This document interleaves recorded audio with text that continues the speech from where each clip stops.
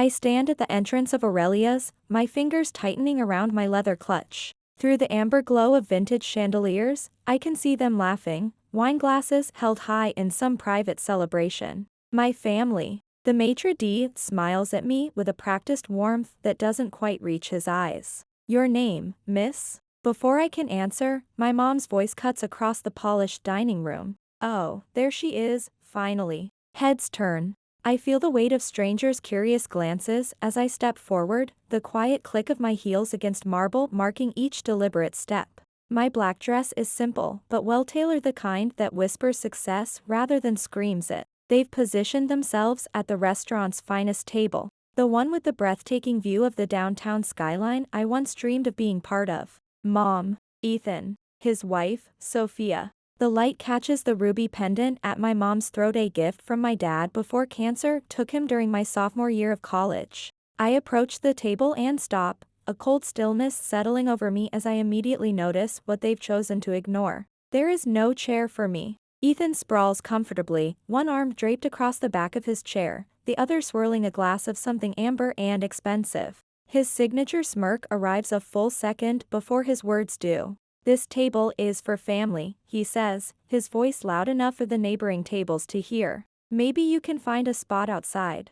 The couple at the next table pauses their conversation, their shared discomfort a palpable thing in the air. Don't take it the wrong way, Chloe, Sophia chimes in, her voice dripping with sugar-coated venom. Ethan is just joking. But he isn't, and the three of them know it as well as I do. I say nothing, my face a carefully constructed mask of neutrality as I drag a heavy chair from a nearby empty table. The legs scrape loudly against the floor, the sound harsh and grating against the restaurant's soft piano music. My mom refuses to meet my eyes. My mother, once the unwavering backbone of our family, now just another vertebra bent to accommodate Ethan's insufferable posturing. She fusses with her napkin, smoothing out wrinkles that aren't there. You're late, she says finally, her tone a mild accusation. As if my arrival 15 minutes early somehow disrupted their long-established narrative of my thoughtlessness. I settle into my mismatched chair, feeling like an unwanted addition. Traffic, I lie. The truth that I sat in my car for 20 minutes, wrestling with the urge to just drive away offers no strategic advantage here. As I watch them clink their glasses together, a memory surfaces, sharp and uninvited. It was 4 years ago. My childhood bedroom was stripped down to its bare walls. Cardboard boxes containing everything I owned were stacked precariously by the door. This little design business of yours is just another phase, Chloe, my dad had said, leaning against the door frame. He wasn't angry. It was worse. He was completely dismissive. You'll be back home when reality sets in. His words echoed in my mind for years, a constant reminder of his lack of faith. I'd moved that day into an apartment so small the kitchen table had to double as my first office desk for Nexus Designs. I worked 18-hour days, fueled by cheap ramen heated in a microwave that sparked if you ran it for too long. I built my company one client, one sleepless night at a time. That first Christmas, I had called home, desperate for a connection. The sounds of laughter and clinking glasses had filled the background as my mom explained they were just having a small family gathering. It was a gathering I wasn't invited to. When my partner Maya and I signed our first 6-figure contract, the validation that changed everything, I had wanted so badly to call them and share the news. Instead, I had opened a bottle of cheap champagne with my 2 employees and we toasted to those who believe in themselves when no one else will. Chloe? Earth to Chloe. Ethan snaps his fingers right in front of my face. I blink, the memory receding as I straighten in my chair. Yes? We've been talking about the Hamptons, Sophia says, casually twisting a diamond tennis bracelet on her wrist. Ethan and I went in January. It was absolutely divine. I take a slow sip of water, my throat suddenly dry. 3 days ago, my mom's desperate-sounding phone call had broken our usual pattern of polite, infrequent check-ins. It's been so long, sweetie, she had said. Everyone misses you so much. Her voice had carried that particular, practiced tone, the one that speaks volumes more in its silences than in its actual words. But loneliness is a powerful motivator, and some deeply buried, foolish part of me still longed for a place at this family table. Now I see the glint of Ethan's new, Gleaming Swiss chronograph as he gestures extravagantly a watch that costs more than the monthly rent for my first office space. Sophia's designer purse is casually displayed on an empty chair beside her, the prominent logo facing outward for all to see. Their conversation bounces from exclusive vacation spots to luxury purchases with the frantic, brittle energy of performers who've forgotten their next lines but are desperate to keep the show going. I don't participate. I just watch. The waiter arrives with coffee, and I wrap my hands around the warm mug, observing the carefully staged theater playing out before me. You know what? I'm splurging tonight, Ethan announces, tapping the menu with a decisive finger. The Wagyu ribeye for me. And let's get a bottle of the 2015 Bordeaux, he tells the waiter without even glancing at the price. Life's too short for cheap food, right? Sophia nods enthusiastically, her eyes gleaming. Lobster for me. And maybe we should start with some champagne? It feels like a special occasion, we should absolutely treat ourselves. One by one, they proceed to order the most expensive items on the menu, exchanging quick, knowing glances when they think I'm not looking. My mom nervously fidgets with her napkin, a silent accomplice, visibly uncomfortable but unwilling to intervene. I hide a small, bitter smile behind my coffee cup as a cold, hard understanding dawns on me. Now I know exactly why I'm here. So then I told the Andersons that waterfront properties in this market are practically giving themselves away, Ethan says, swirling his wine with a practiced, nonchalant air. They sign the paperwork that very afternoon. 2 hours pass. 2 hours of a carefully choreographed conversation that flows around me like water around a stone. Every single time I open my mouth to speak, to contribute, Ethan's voice rises half an octave, effectively drowning out my words before they can take root. Nobody cares about work talk at dinner, Chloe, he interrupts loudly when I begin describing Nexus Designs' recent expansion into the European market. His hand waves dismissively in the air between us. We're here to catch up on important family stuff. Family stuff. The words hang there, laced with irony. As if I'm not family. As if my life's work, built from nothing, is somehow less significant than his fabricated investment victories. I take a measured sip of water, mentally documenting each and every slight. The waiter has refilled my glass 4 times. I've barely touched my food. I am watching. I am listening. I am learning. You look good for someone who works all the time, Sophia offers, her eyes scanning my face for any signs of fatigue she can comment on later. Do you ever actually leave that office of yours? Before I can even form a reply, she launches into a long, detailed story about her latest spa weekend, the words rejuvenation and self-care, falling from her lips with a practiced, effortless ease. My mom reaches across the table, her fingers briefly, tentatively brushing my wrist. Let's all just try to enjoy being together, she says, her smile visibly strained at the edges. It's been far too long. And whose fault is that? I almost ask, the words burning on my tongue, but I hold them back. Instead, I just nod and cut a small, token piece of my untouched salmon. Oh, Ethan, tell Chloe about that new place we tried last month, my mom says suddenly, a little too brightly. The Italian one, with the chandeliers made from Venetian glass. I set my fork down carefully on my plate. Last month?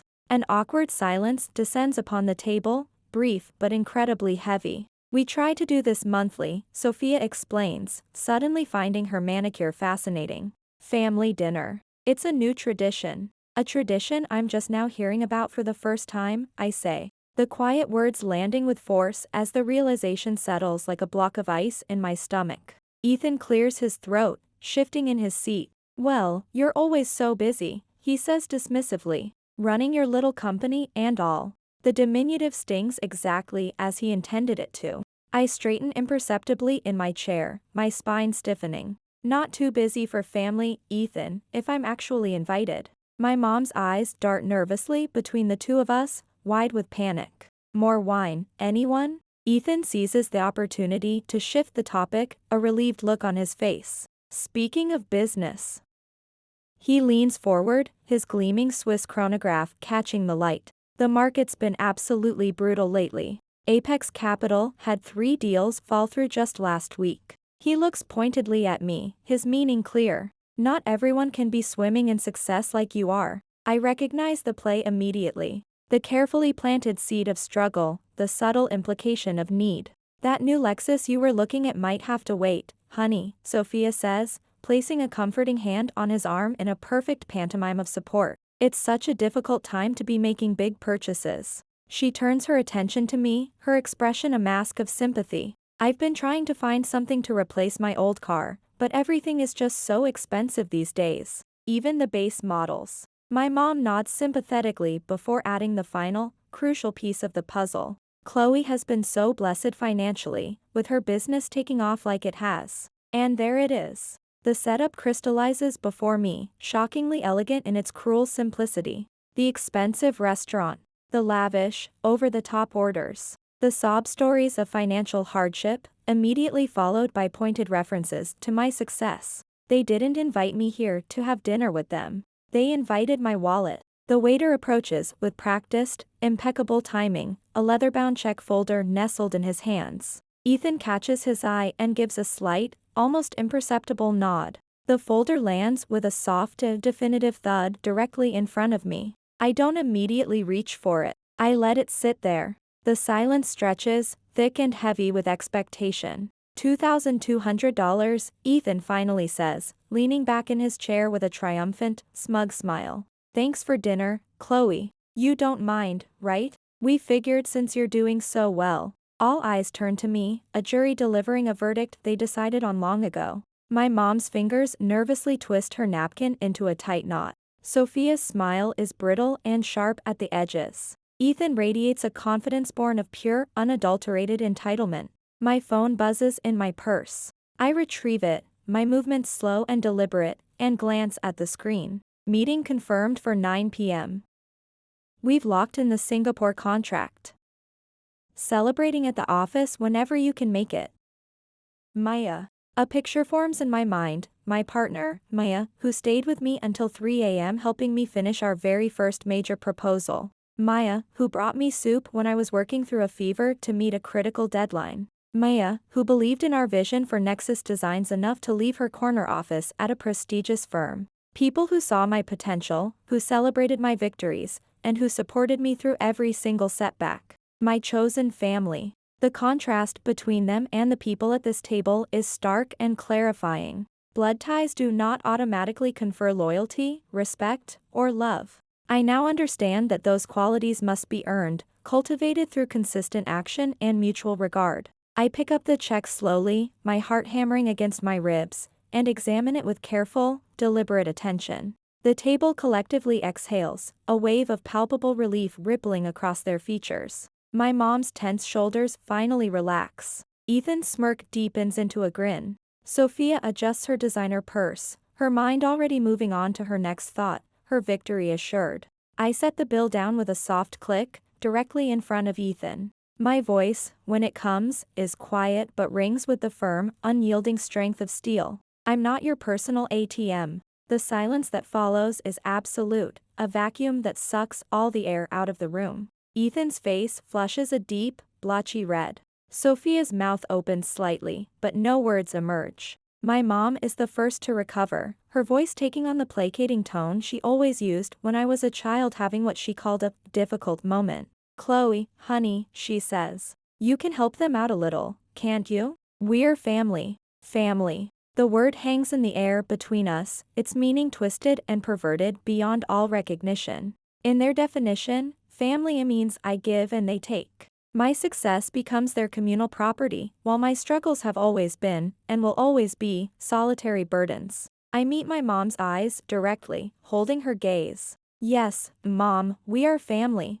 Which is why I deserve the same respect you'd give to anyone else at this table. The trembling begins in Ethan's hands first, a slight vibration that travels up his arms as the crushing reality of my refusal begins to set in. $2,000 of carefully cultivated entitlement crashing against the unbreachable sea wall of my quiet dignity. I stand up, gathering my purse. I don't move with anger or haste, but with the slow, deliberate movements of a woman reclaiming her worth one boundary at a time. The bill sits between us, a leather-bound and imposing symbol of their greed. $2,200 for a single, manipulative dinner. Ethan stares at me, his face gradually shifting from smugness to utter disbelief as I make no move toward my purse. The angry flush begins at his collar and climbs relentlessly upward, his cheeks turning a furious crimson. You can't be serious. His voice rises, cracking under the strain and drawing curious glances from the neighboring tables. You make more than all of us combined. I take another sip of my now lukewarm coffee, savoring its bitter warmth. That's completely irrelevant to who ordered what, Ethan. Sophia leans forward, the manufactured sweetness in her voice curdling into acid. We wouldn't have ordered all of this if we knew you were going to be so petty about it. Her designer bracelet catches the light as she gestures wildly toward the untouched dessert plates and the half-empty wine bottles. My mom touches my arm, her own fingers trembling slightly. Maybe we can just split it somehow? You take half, and we'll manage the rest? The restaurant manager approaches our table, his practiced smile tightening at the corners. Is everything all right here? I couldn't help but notice some concern. His gaze flicks between our tense, strained faces and the untouched bill on the table, his professional concern barely masking his deep discomfort. Beneath my calm exterior, a tempest of emotions crashes against each other like violent storm waves. Anger, disappointment, and a strange, unexpected grief for the family this could have been, but never was. We've been planning this dinner for weeks, Ethan finally admits, his voice dropping to a harsh, resentful whisper. You never return mom's calls. You're always too busy for family gatherings. What were we supposed to do? Ask, I say simply, the word cutting through his excuses. Not manipulate. Sophia's perfect mask of composure slips further, revealing the ugly sneer beneath. You never come to family things anyway unless there's something in it for you. The accusation hangs in the air between us, heavy with an irony she is completely oblivious to. When have I ever been genuinely invited to anything? I counter quietly. The last 3 Christmases. Dad's memorial service anniversary. Your housewarming party. I was there for all of them alone, while everyone else brought partners and I was barely acknowledged. Mom dabs at her eyes with her pristine napkin. We thought you wouldn't mind helping out the family, she whispers, her eyes welling with tears. Things have been so difficult. I didn't know how else to ask you for help. Difficult how? I press, my voice gentle but firm, already suspecting the answer. Ethan and Sophia exchange a panicked glance. I lost my job, Ethan mutters, staring down at his plate, the admission clearly costing him what little pride he has left. 3 months ago. The market tanked, and Apex Capital downsized. He's been looking everywhere, Sophia adds quickly, trying to salvage the situation. But we have appearances to maintain. You of all people should understand that. I think about the gleaming Swiss chronograph on his wrist. The vacation photos from the Hamptons that Sophia posted all over her Instagram last month. The designer purse preening on its own chair like a pampered pet. Our credit cards are maxed out, Sophia confesses, her voice barely audible. All of them. The full picture finally clarifies, stark and ugly. They were maintaining the illusion of success while drowning in a sea of debt. And I was the designated life raft they had planned to use all along. I remember my 8th grade science fair, how proud I was winning first place with a solar energy project I had built entirely by myself. My parents didn't attend the ceremony, they were too busy celebrating Ethan passing algebra with the bare minimum grade required. I remember my high school graduation, where my valedictorian speech received only polite, distracted applause from my family, which was immediately followed by excessive fawning over Ethan's acceptance to a state college with a C average. I remember working 2 jobs to put myself through college while they posted smiling family vacation photos from some tropical resort. Sorry you couldn't join us, Chloe, the caption read, but we know how dedicated you are to your studies. The Christmas after I started my business, I overheard Ethan loudly proclaim to the entire extended family, Chloe's playing entrepreneur now. Let's see how long it is until she comes crawling back to the real world. I remember holiday gatherings where I arrived alone because work consumed my every waking moment, while they brought significant others who were welcomed into the fold immediately. I remember family dinners where my growing business successes were deliberately ignored, the topic changed with a practiced, seamless smoothness. Remember Thanksgiving 2 years ago? I asked quietly, my voice even. Ethan looks confused by this apparent non sequitur. I had just landed the Westfield account for Nexus. It doubled my company's revenue overnight. When I mentioned it, you said, and I quote, "Nobody wants to hear about your little company at dinner, Chloe." "That was just a joke," he mutters, but his eyes slide away from mine, unable to meet my steady gaze. "And Mom's 4th of July barbecue last summer? When I mentioned we'd expanded to a new office downtown, you told everyone I was just trying to sound important, and immediately changed the subject to Sophia's new car." Mom shifts uncomfortably in her seat, never once having defended me against these countless small slights that had accumulated over the years. And now, the little company suddenly makes me worth asking for money. I tap the bill with a single finger. Interesting timing, don't you think? The manager returns, his professional demeanor still intact, but his purpose clear.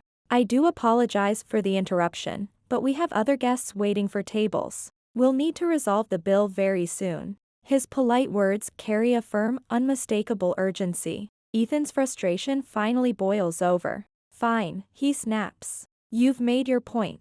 Just pay for half." Sophia is frantically tapping at her phone, evidently messaging friends for emergency loans. From her increasingly panicked expression, it's clear the responses aren't favorable. "Nobody's answering," she hisses at Ethan, her voice tight with desperation. Ethan pulls out his wallet, flipping through it with a growing, frantic energy. A gym membership card. A driver's license. A single, lonely $20 bill. Mom opens her purse, her hands trembling as she searches for a credit card that they all know is already maxed out. The manager shifts his weight from one foot to the other, his patience clearly wearing thin. "We will need to resolve this bill now, please." My mom pulls out a checkbook so rarely used that the cover is still pristine and uncreased. "Chloe, please," she whispers, her voice pleading. "Just this once." I think about all the just this once moments that would inevitably follow this one. The gradual, constant erosion of my boundaries.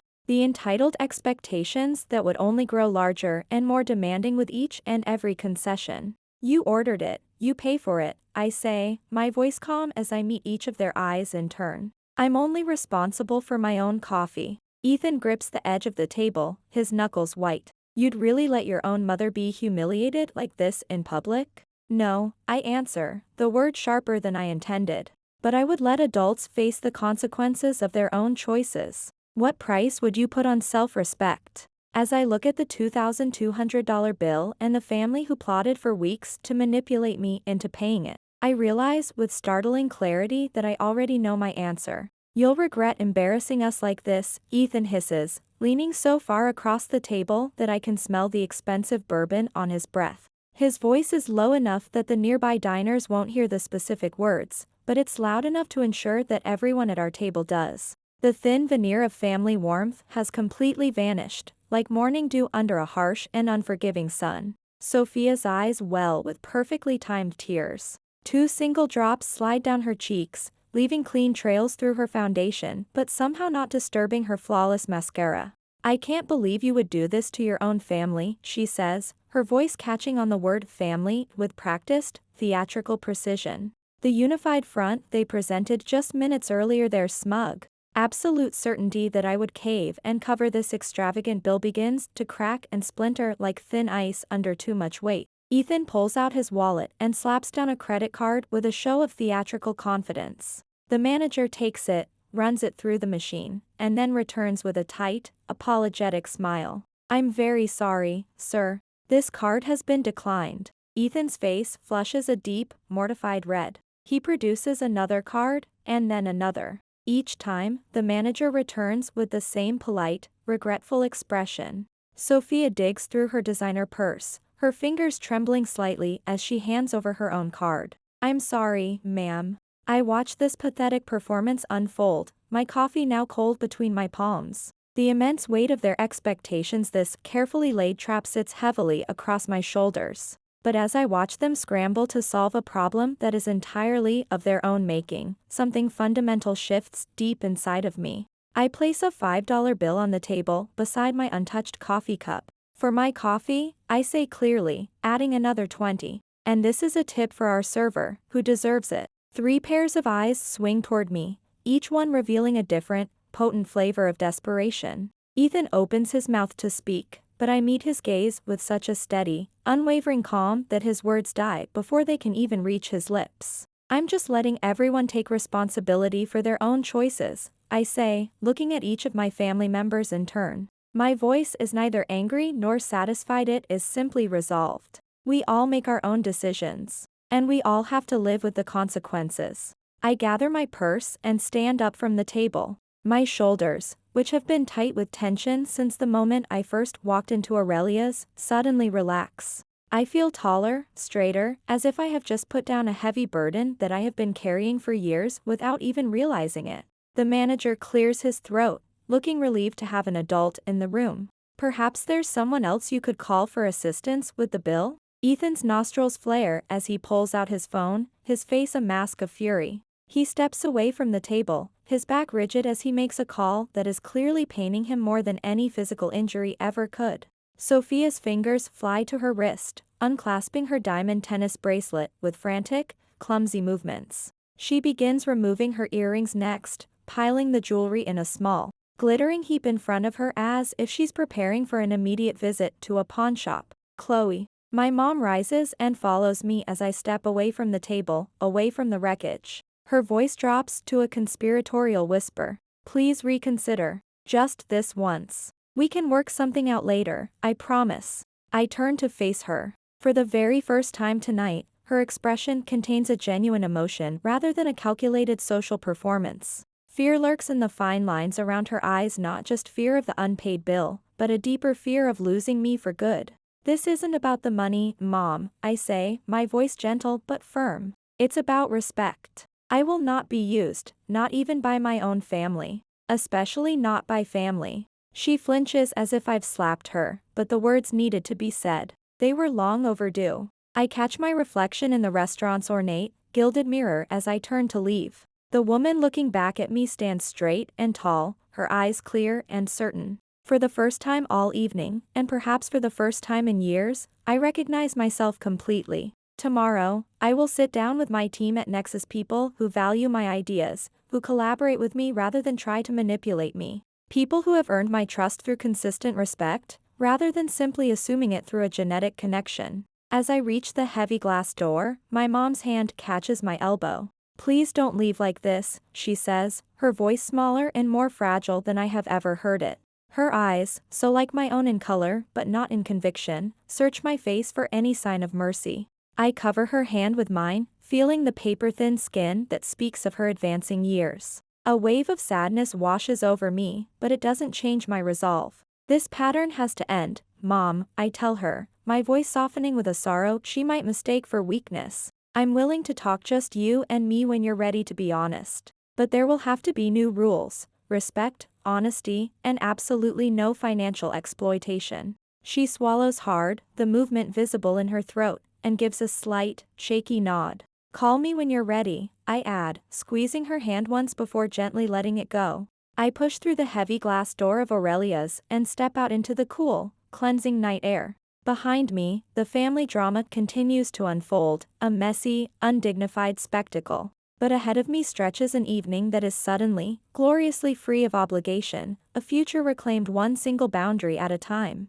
My heels click sharply against the asphalt as I stride toward my car. The night air feels clean and fresh after the suffocating, toxic atmosphere inside. I hear the restaurant door slam open behind me. Chloe. Ethan's enraged voice bounces off the rows of parked cars. I keep walking. My key fob is in my hand. Freedom is just 20 steps away. Don't you dare walk away from me. His footsteps quicken, heavy and angry, gaining on me. You're not part of this family anymore, do you hear me? The words are meant to wound, to stop me dead in my tracks with their venom. 5 years ago, they might have worked. I slow my pace, but I do not turn around. Look at me when I'm talking to you, he bellows. I pivot slowly, my shoulders squared. Ethan's face is mottled and red beneath the parking lot's harsh fluorescent glow. Behind him, Sophia hurries to catch up, her designer heels clicking aggressively on the pavement.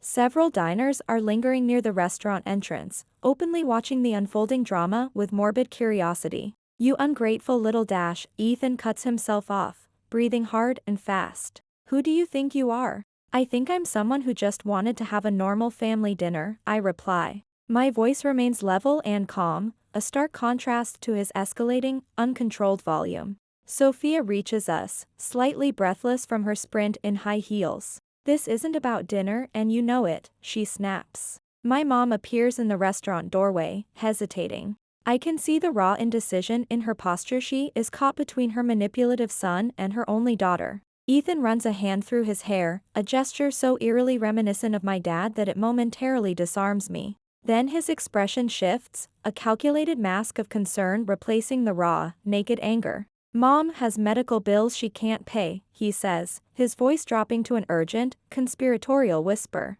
We wouldn't have asked you like this, but it's serious. I look past him to my mom, who cannot meet my eyes. She is staring at the ground. And in that moment, the final, ugliest piece of their scheme clicks into place. This dinner wasn't just about sticking me with an expensive bill. It was the prelude, the opening act for a much larger, more insidious financial request. We wouldn't ask if it wasn't a real emergency, Sophia adds, her voice once again honey-sweet and cloying. Family helps family, Chloe. A couple passing by slows their pace, pretending not to listen, but their curiosity is obvious. I wait until they are out of earshot. There are better ways to ask for help than through manipulation, I say quietly. And if Mom had serious medical issues, I would hope I'd be the first person she would tell. My mom finally approaches, her ruby pendant catching the yellow streetlight. It's just some tests, honey, she says, her voice weak. Nothing to worry about.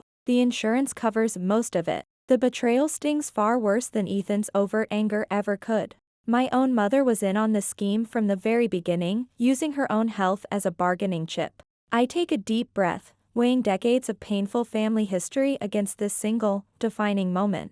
Mom, if you have medical needs, we can and we will discuss that privately. I am always willing to help with legitimate expenses. See?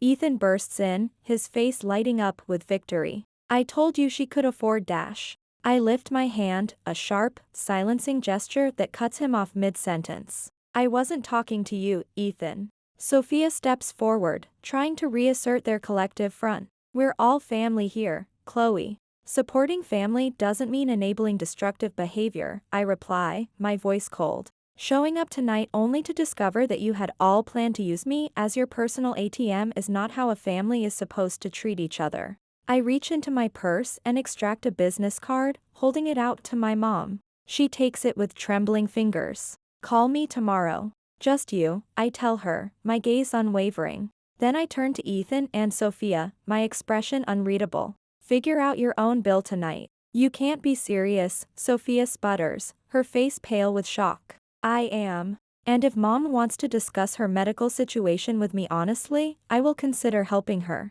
But I will not be manipulated again. I turn to leave, the weight of their collective stares heavy on my back. You think you're so much better than us now, don't you?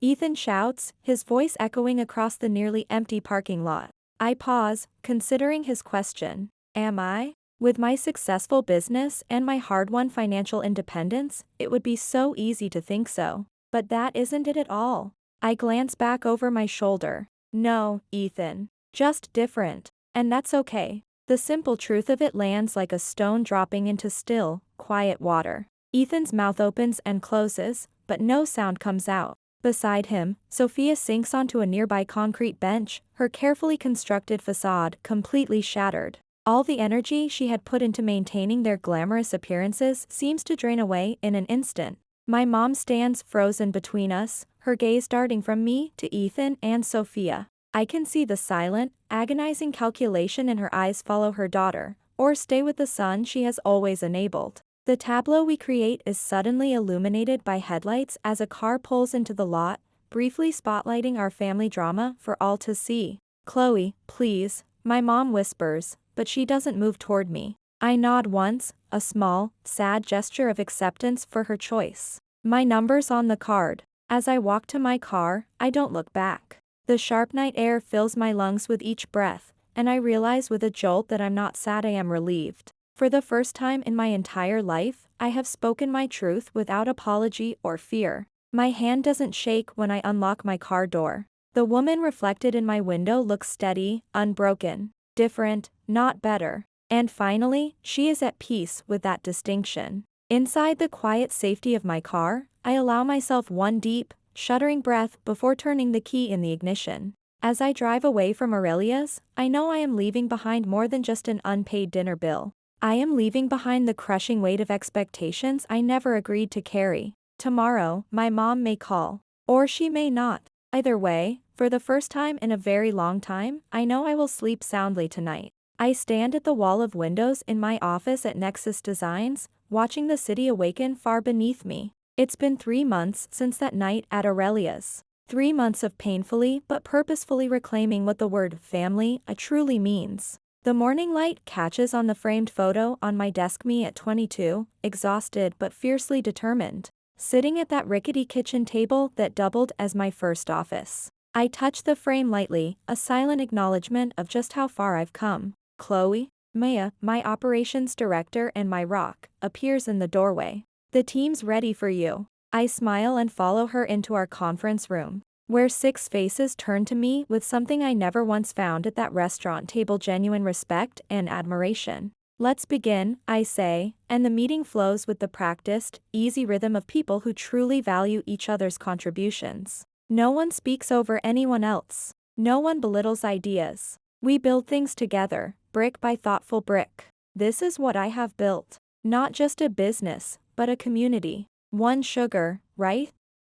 Mom asks, sliding the coffee across the small cafe table toward me. I nod, watching her hands. They seem steadier now than they were a month ago. We've made these quiet coffee meetings a new, monthly tradition. Small steps. The bookstore hired me full-time, she says, a hint of real pride creeping into her voice. The manager liked how I reorganized the entire history section. That's great, Mom. She hesitates, then meets my eyes. I've been meaning to thank you, she says, her voice soft, for not giving up on me completely that night. The memory of Aurelia's flickers between us, a ghost that is slowly growing fainter with each passing day. I'm learning, too, I admit quietly, about where and who to invest my energy in. Last week, Mom joined us for my birthday dinner, not at some ostentatious, overpriced restaurant, but in my friend Amelia's backyard. Amelia, my best friend since college, had strung fairy lights across her patio and cooked my favorite lasagna from scratch.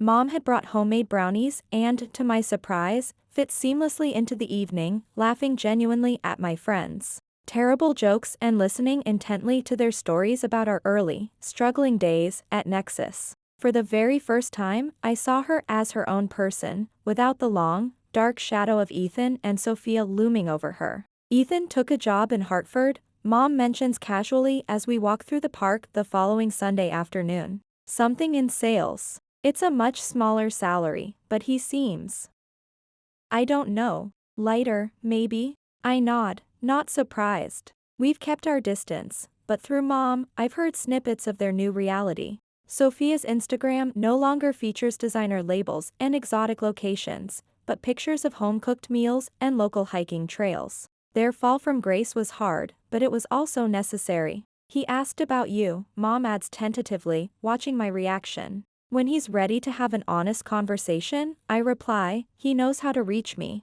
I've finally made peace with the fact that the timeline for healing is completely out of my control. Some relationships heal, others remain broken, and I've learned that both outcomes are acceptable. That evening, the warm aroma of garlic and rosemary fills my kitchen as my friends move around the space with a comfortable, easy familiarity. My mom arranges her homemade rolls in a basket, contributing to the evening instead of just expecting things from it. Wine's open, calls Amelia, pouring generous glasses for everyone. We gather around my dining table, not the expensive, polished mahogany that Ethan would choose, but a warm cherry wood that bears the gentle, loving scars of countless dinners past. Each mark on its surface tells a story of laughter, of tears shed in safe company, of midnight brainstorming sessions that bled into dawn. As conversations overlap and weave together, a feeling of deep contentment settles over me. I realize what I've created here. This is not the pale, hollow imitation of connection that lived in those strained, silent restaurant meals.